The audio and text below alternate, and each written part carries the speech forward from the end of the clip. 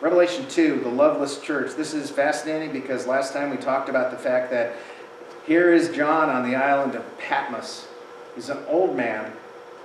And imagine being one of the guys that ministered with Jesus, watched him, talked with him, listened to him.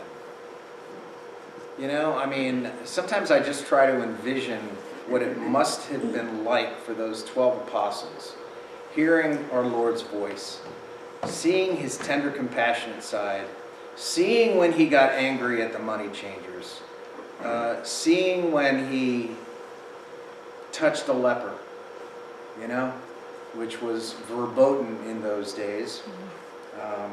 And yet, here was John, and he was not used to seeing Christ in his glorified form. And so, I love this. I'm just going to go back to verse 10 in chapter 1. I was in the Spirit on the Lord's day, and I think by that he meant he was in his, not in the Spirit in the sense that he was separate from his body, but in a spiritual sense he was worshiping our Lord. I think that that's a fair understanding of what that means. There are other interpretations, but I'm more comfortable with that one. And behind him, he hears this loud voice like a trumpet. I grew up, starting in 5th grade, playing the trumpet. I actually played the cornet.